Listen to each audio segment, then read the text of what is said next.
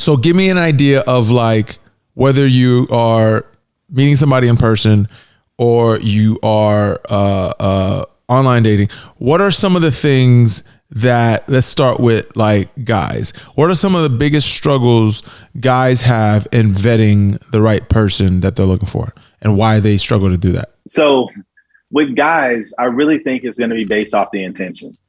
Okay. Based on where a guy is in life, because things have also shifted up in the dating world. A guy might not necessarily be looking for a relationship. Okay. So it's based on where he is. So the easiest thing to do is to find a person that is aligned with what you're looking for. Yeah. Sometimes the hardest thing to do is to wait for that to happen.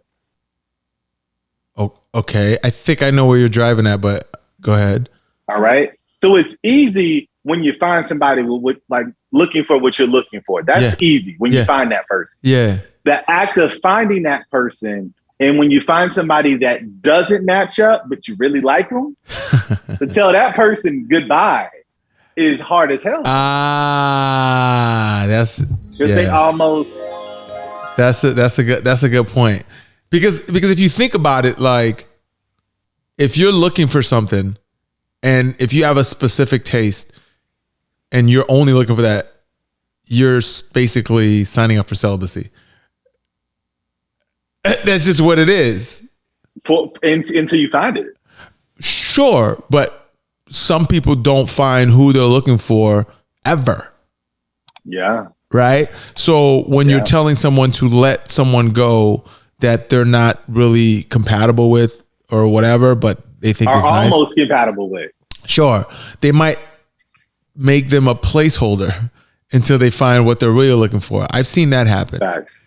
You know what I mean? And that placeholder, I firmly believe if you're looking at it at a energetic standpoint, okay. If you're looking at it from a universe standpoint, even from a God perspective, that placeholder can actually delay you from getting to that person. Sure.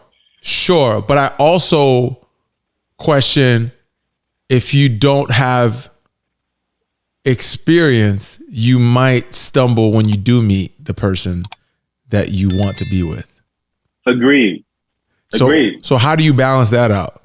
Because we can't just all be virgins out here and all of a sudden think you're going to knock it out the park. You know what I'm saying? Like, right. So I'm not a sex coach. I know, but you get the premise of what I'm saying.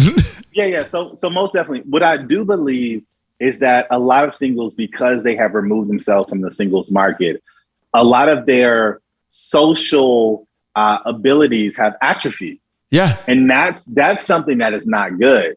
So I encourage singles to even stay in the market. If you're a single person, you should have some type of activity going where you're at least meeting a couple of people new a month. But if you're not meeting anyone, you're not having any conversations, and you've just taken yourself out the market, you are 100% right. When you finally meet that person, you're going to sound like Charlie Brown. I like your hair. Hey, hi. Hey. Yeah, that's I've seen that happen. I used to be in situations like that. Like when I was younger, when I didn't have any real experience, I was like focused on I was in school, getting my, degrees and, focus on career and stuff like that. And when I like meet somebody, like I was a whole chump. You know what I mean? Yeah. And even when I didn't want to entertain anything other than what I thought was worth my time, when I found something that was worth my time, I was fumbling. You know what I mean? It was horrible, right? So like, so what do you tell these guys, right? Who, when you're talking about intentionality, like what do you think is the best route to having that intentionality if you're also telling them to let go of what is not compatible with you? So I think one of the biggest secrets, you got to stay at the fishing pond. So you got to stay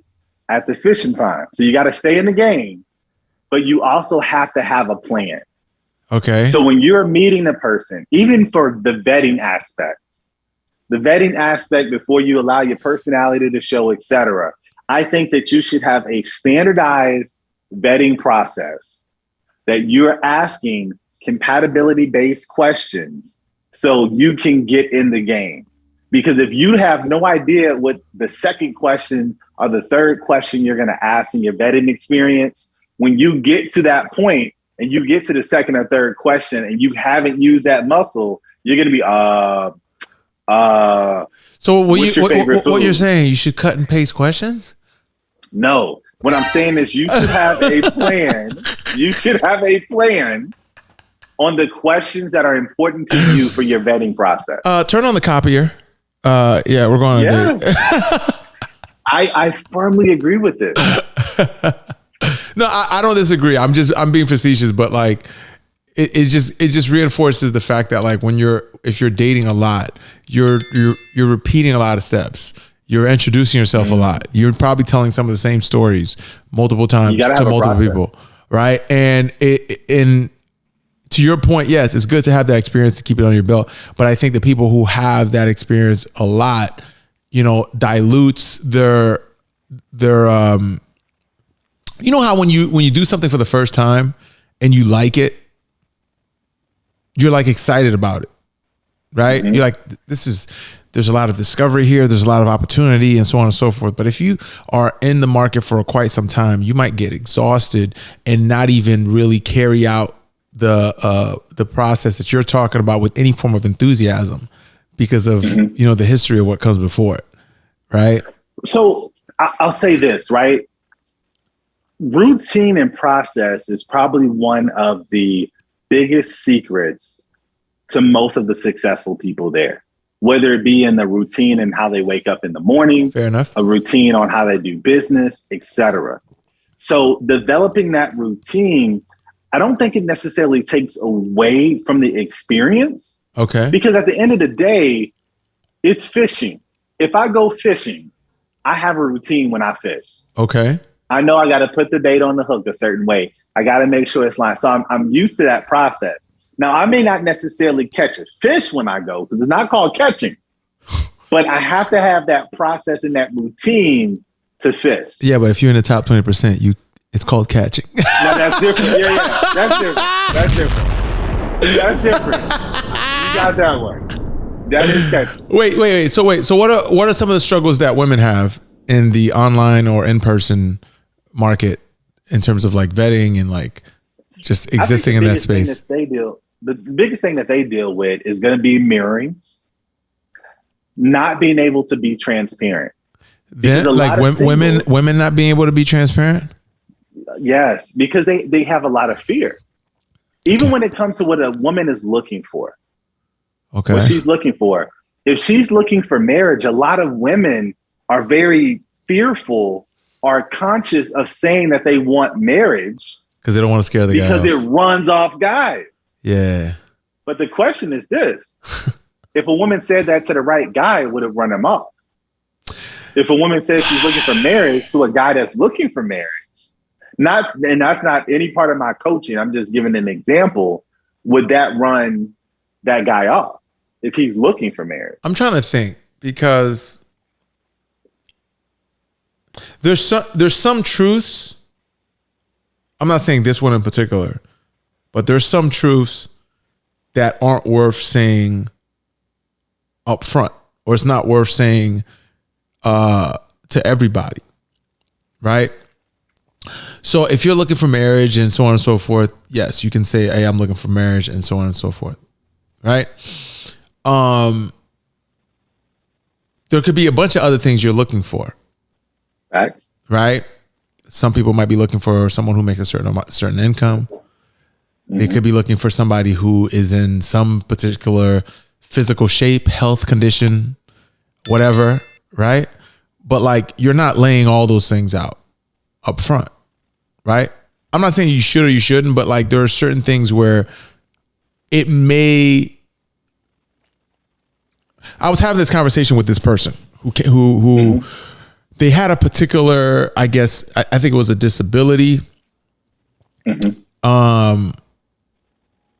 And I also had a conversation with another person who, I guess they had kids or something, and they wanted to determine like, when do they bring up these things in a conversation with someone, right?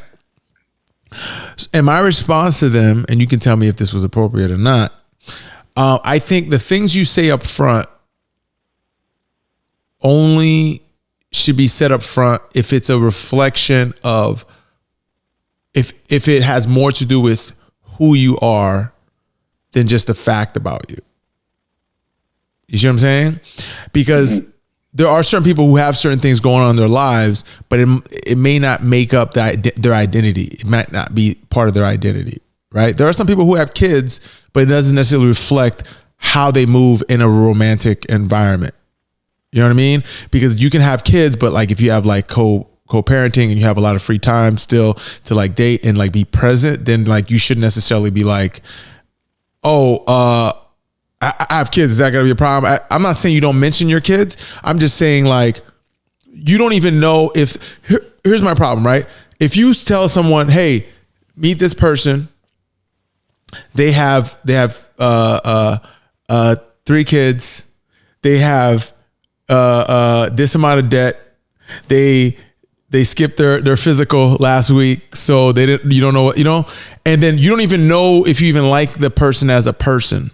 Right. Mm-hmm. But you're just getting to know that person just based on those pragmatic facts. Do you feel like it's appropriate to like put all of those things out there up front, or just figure out if you're in front of somebody worth having that discussion with first? I think it's important to find that out about the person that you're talking to. What does that mean? What's talking to mean? So the person that's in front of you, mm-hmm. I think it's important to find out that information if it's non-negotiables. For example, if you know beyond a shadow of a doubt, it doesn't matter how good they are. Yep. If they have 3 kids, you ain't talking to them. You need to uncover that early. So that should be something that's in your vetting process. Let me tell you something. I know men and women with kids that are exploring a lot of options because they still fine as hell, or it's a guy with kids and he's got a boatload of money, right? And he can take care of the world. So a woman might say, I don't want a guy with kids, but if he's a, I don't know, 8-figure earner, he can have 40 kids. All right. You're like, but you gotta, so this is the thing. And I get down to the prototype exercise. Right. Talk to me. What is that? We kind of talked about that a little bit, right? So what the prototype exercise does is it tests all of these. Okay. It's like, hey, if this person was everything. Yeah. Everything. They were this, they were that. They had all the money and they had 2 kids. Uh-huh. Would you take them? Yeah, but are these specific questions you're asking people, or you're thinking like they're creating? This is literally an exercise that I do with individuals, and we literally go step by step by step over 20 to 25 top line items. Give me some ideas of what those things are. Okay, so one of them would be kids. Okay. How many kids do they have? Okay. How many kids do they want? Okay. Income. Okay. Race. This sounds like a dating app profile. Yep, it is for the most part, but this is what people need to figure out what they want. So because you got singles out right now that are like, I got a guy in front of you right now. He has kids. I don't know. Okay. Well, don't you? I don't know. I don't know. Like, I don't want to do it. Okay. He makes 75,000. I don't know. The definite answers out there that you should have when you're meeting a person, you should let your yeses be yes and your no's be no. And what makes it so confusing for singles out there is they get out there, they don't know what they want, they're on the fence, and then they meet a person that's on the fence here, on the fence there, on the fence here. And then the conversation is just phenomenal. The chemistry phenomenal. The sexual chemistry is there. The emotional chemistry is there. The attraction is there. But then when they sit in a relationship, they're like, I don't want this. I don't want this. Well, you didn't know what you want. So how am I supposed to give you what you want? And if you're willing to accept 82 cents, Jeff, God, the universe, and energy ain't going to give you $1. You accepted 82 cents. I don't know if we're talking about dating or the wage gap. We're talking about both. We're talking about both. If you take it, you ain't gonna get it. I mean, listen, I'm all for being upfront. That's how I roll. But there are certain things where I feel people misjudge people based on initial information. Fair enough. You see what I mean? So like, what initial information though? Okay, I'll give you an example. Think about some of the things you said, right? Somebody might make, $300,000 a year. Like, yes, I want that guy or that woman, if whatever they're looking for. But they're not taking into account that person's horrible with money. They're in a lot of debt and they can't even buy themselves a loaf of bread. That is something that is very possible. Then you got somebody, the guy who makes 75, owns 3 houses, right? Makes it all passively, doesn't have to go in an office ever. Mm-hmm. And he doesn't have to work. He just makes $75,000 a year. He's on vacations every day. He doesn't have any real like debt or issues, right? Mm-hmm. He pretty much has a millionaire lifestyle on $75,000 passive income. Correct. But you tell somebody this person makes 75,000. Oh, no. Right. And then you hear 300, you're like, yes. And then you're confused. You thought you knew what you want based on these like very specific accolades. You see what I'm saying? I got you. So that's why I'm like, yes, to your point, what you said earlier, you got to get familiar with what you want. But sometimes people's understanding of what they want is on some surface level, like stat. Right. That they don't even realize. So, and this is what you have to be able to get to, right? You will never have the perfect solution. Of course not. You won't. But if we can get you to increase your percentage of success and quality, then what the average dater is at, you're winning. And what we do, what I personally focus on is I look at each one of those individually with everything else being perfect. Okay. So I'll even ask a woman in that situation, if he made $75,000, but was everything else that you wanted, everything else matched, would you take it? And some women will say yes, and some women will still say no. I think the ones that initially said no, regardless of all these other things you bring to the table, they still gonna say no. A large percentage of them, because that's what we got to focus on. Right. We got to focus on the general population, the general decisions, because if I can help you navigate through that, I increase your ability to be successful. I think that's great. That's a great like way of like approaching it, to just like doing incremental like changes that will bring you just a little bit closer to having the options you want or the goal that you're trying to achieve.